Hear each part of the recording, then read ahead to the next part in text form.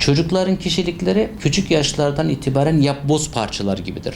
Kullanılan özellikler kişiliklerine tek tek entegre olur. Anne baba çocuğun elinde oyuncak olmuşsa, çocuk her yalanında bir kazanç elde etmişse, varmak istediği yere varmışsa, bu özellikle çocukların dünyasına yerleşebiliyor. Patolojik yalan ya da yalancılık literatürde mitomani olarak tanımlanır. Kişinin dürtüsel olarak yalan söylemeden duramaması, sürekli kendini yalana yönlendirmesi olarak tanımlayabiliriz. Bu türlü insanlar sosyal ilişkilerinde yalan söylemeden duramazlar. Gerçeklik kavramları bozulmuşlardır. Hatta bir müddet sonra söyledikleri yalana da kendileri inanmaya başlarlar. Bunu iki gruba ayırabiliriz, yalancılığın nedenlerini veya oluşum sürecini. Birinci grupta kişide bir psikiyatrik rahatsızlık varsa veya bir travmatik süreç yaşamışsa, bu beyin travmaları olabilir, nörolojik bir travma olabilir. Gerçeklik kavramı bozuluyor. Yani kişi söylediklerini doğru olarak algılamaya başlıyor. Bir diğeri pedagojik hatalar sonucunda meydana gelen yalandır. Yani yalan söylemenin meşru olarak görüldüğü, yalan söylemenin el üstünde tutulduğu, işlerini yalan söyleyerek götürme alışkanlığının olduğu yalandan bahsedebiliriz. Üzerinde durmamız gereken, anne babaların bilmesi gereken yalan aslında bu. Pedagojik hatalar sonucunda meydana gelen yalan hastalığının ve yalan söyleme davranışının iyileştirilmesi her zaman vardır. Pedagojik hataların sonucunda meydana geliyor dedik. Ne demek istiyorum burada? Çocuk gelişim süreci içerisinde yalan söyleye söyleye bir parçayı kişiliğine entegre ediyor. Anne ile baba ile temasında yalandan bir kazanç elde etmişse, çocuk ister istemez o yalan söyleme davranışını kişiliğine entegre ediyor ve gelecek hayatında bunu kullanma eğilimine girişiyor. Çocukların kişilikleri küçük yaşlardan itibaren yapboz parçalar gibidir. Kullanılan özellikler kişiliklerine tek tek entegre olur. Tek tek yerleşir ve gelecekte bu karakter dediğimiz, insanlara nasıl davranacağı, başka insanlara nasıl etkileşime gireceğine yönelik bir davranış örüntüsünü canlandırır.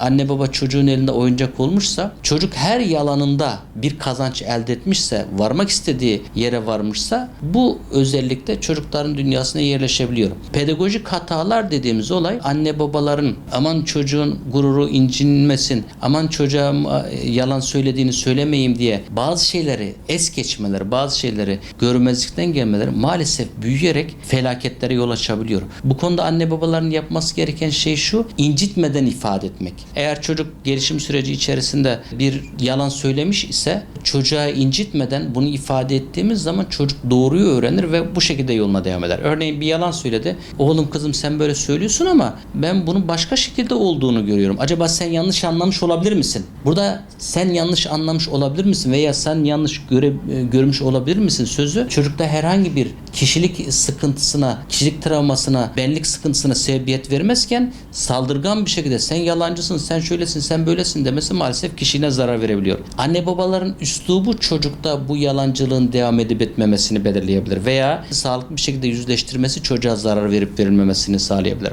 Anne babalar çocuklardaki yalancılık özelliğinin gelişmesini istemiyorlarsa, ister istemez aile yapılarına bunları küçükten itibaren koymaları gerekiyor. Koydukça ve uyguladıkça bu kişilik özellikleri gelişiyor. Çocuğun kişilik özelliklerindeki en önemli kavram çocuğa anlatmak değil, örnek olmak ve yaptırmaktır. Eğer anne baba sürekli yalan söylüyorsa, örneğin telefon geliyor, işte sevmediği bir insan var, çocuğuna diyor ki aç, babam uyuyor. Çocuğuna diyor ki aç, annem meşgul. Anne baba kendi yalanlarına da alet ediyorsa çocuklar, yine yalancılık gelişir. Çocuk orada yalanı meşruymuş gibi görür. Meşruymuş gibi algılar. Anne babadan da bu yönde pekiştireç aldığından dolayı gelecekte de kullanma ihtimali meydana gelir. Bu hususlara aile içerisinde dikkat edildiği zaman, bir prensip haline getirildiği zaman çocuklarda yalancılık kavramının gelişme ihtimalini çok aza indiriyoruz. Patolojik yalan ile, yani hastalık yalanı ile hastalık yalanı olmayan arasında bazı farklar vardır. Kültürümüze göre, dinimize göre yalan söyleneceği hususlar bellidir. Diğer yalanlar her tarafta söylenebiliyor.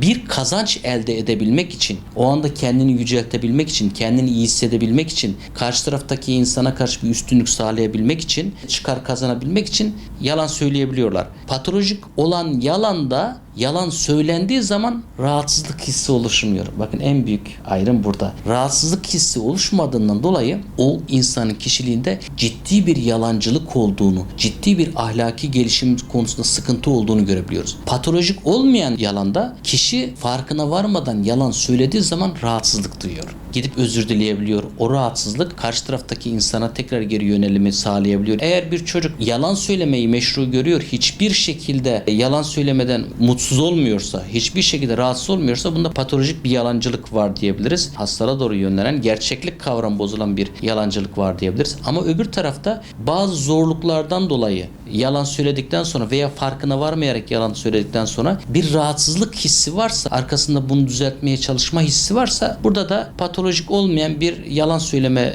davranışından bahsedebiliriz. İlk 7 yılında, 8 yılında aile içerisinde bazı değerleri canlandırması gerekiyor. Çocuğu sağlıklı bir ahlaki eğitimden geçirmesi gerekiyor. Sağlıklı bir ahlaki eğitimden geçirdiği zaman ileride bunun meyvelerini toplum da alır, çocuk da alır, aile de alır. Ahlaki eğitimin şöyle bir özelliği var. Diyelim çocuğa 10 yaşında, 12 yaşına kadar bir ahlaki eğitim vermeniz gerekiyor. Veremediniz. Yalancılık oldu aile içerisinde, küfür oldu, şu oldu, bu oldu. Siz 18 yaşına, 20 yaşına geldikten sonra ya oğlum kızım ben sana doğru söylemeyi öğretememişim, ahlaki eğitimi verememişim. Hadi gel bu ahlaki eğitim vereyim diyemiyorsunuz. Özellikle o 7-8 yaş grubunda, hatta 9 yaş grubunda ahlaki eğitimi ve değerler eğitimi ailenin prensipleri içerisine konulması gerekiyor. Aile kuralları olması gerekiyor. Anne baba yaparak, yaşatarak örnek olması gerekiyor ve başka davranış sıkıntıları olabilir.